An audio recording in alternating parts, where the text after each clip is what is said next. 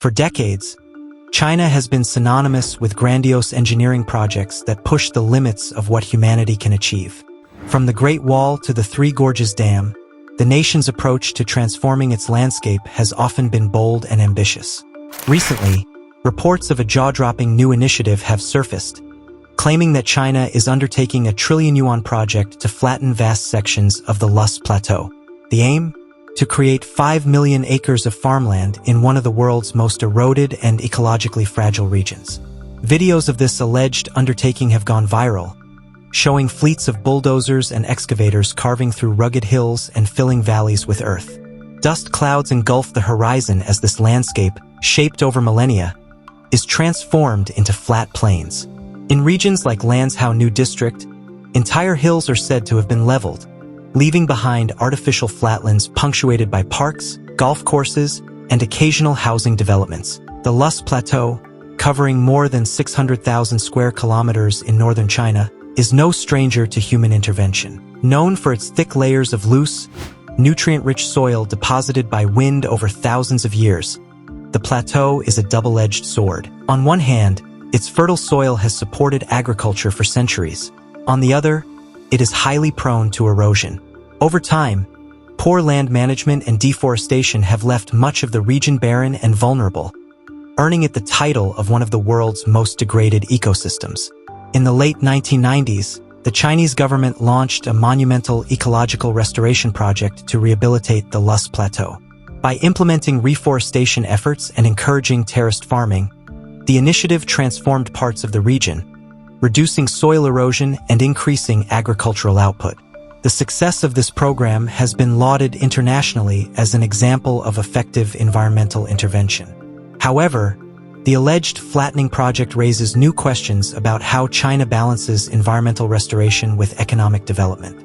Critics argue that the aggressive leveling of hills may reverse years of progress, potentially triggering a cascade of ecological disasters.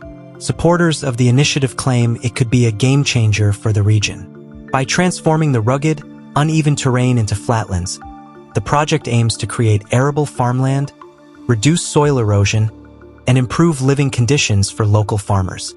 Proponents highlight that the harsh, sloped topography of the Loess Plateau makes traditional farming labor-intensive and inefficient. Flattening the land could introduce modern agricultural machinery, significantly boosting productivity and alleviating the burden on rural communities. Additionally, they argue that the project could provide much-needed economic opportunities.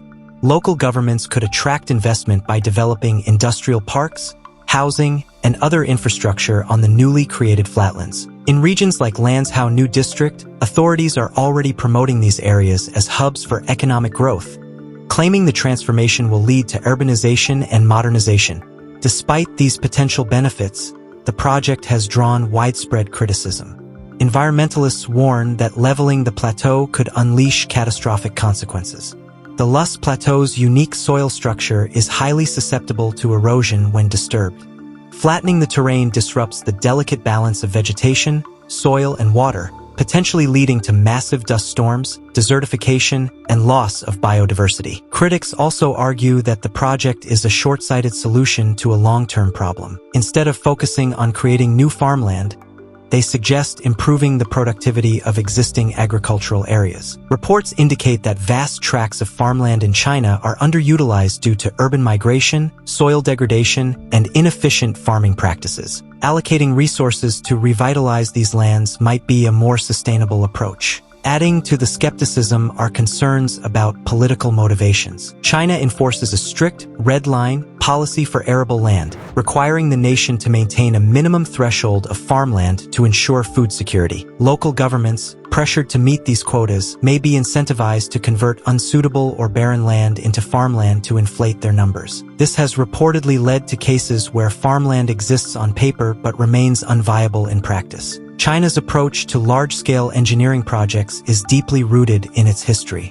The Great Leap Forward of the late 1950s and early 1960s serves as a cautionary tale. In an attempt to modernize agriculture and industry rapidly, the government implemented radical policies, including ill-conceived land reforms and infrastructure projects. These efforts led to widespread ecological destruction and one of the deadliest famines in human history. Similarly, the construction of the Three Gorges Dam, while celebrated as an engineering marvel, has faced criticism for its environmental and social impacts. The project displaced millions of people, submerged vast ecosystems, and altered the region's hydrology, resulting in increased landslides and biodiversity loss. The alleged flattening of the Loess Plateau could follow a similar trajectory, becoming another example of how large-scale projects sometimes prioritize immediate economic gains over long-term sustainability. China's current economic challenges add another layer to the debate. The country is grappling with slowing growth, deflationary pressures, and a real estate crisis. In this context, large-scale infrastructure projects have historically served as a tool to stimulate the economy and create jobs.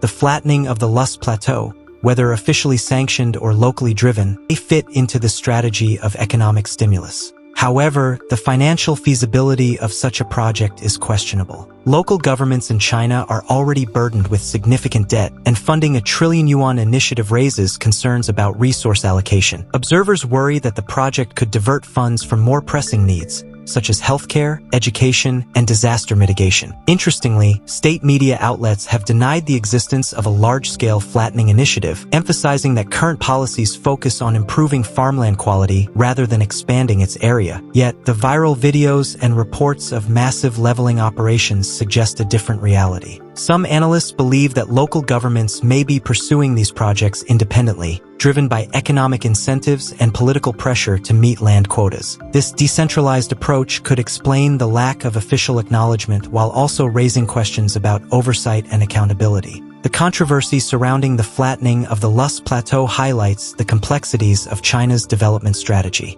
As the nation seeks to balance economic growth, environmental sustainability, and social stability, it faces difficult choices. On one hand, creating new farmland and urban spaces could provide immediate economic benefits, particularly for struggling rural communities. On the other hand, the long-term costs of environmental degradation could outweigh these gains, potentially exacerbating issues like desertification and water scarcity. The project also raises ethical questions about the role of engineering in shaping the natural world. While humanity has always sought to tame nature for its benefit, projects of this scale blur the line between innovation and hubris. Should we intervene so drastically in ecosystems, knowing the risks involved? Whether the flattening of the Loess Plateau is an officially sanctioned initiative or a series of localized projects, it reflects broader tensions in China's approach to development. The country's history of bold engineering feats has brought both triumphs and tragedies, and the alleged trillion-yuan project is no exception. As debates continue over the ecological, economic, and social implications of this initiative, one thing is clear: reshaping the Loess Plateau will have consequences far beyond its borders. Whether those consequences are transformative or catastrophic will depend on how carefully the project is planned and executed, and whether lessons from China's past are heeded.